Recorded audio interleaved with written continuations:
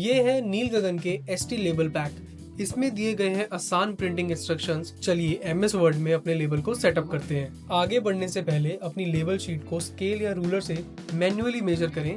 Height, width, margins और gap को अच्छे से नोट करें।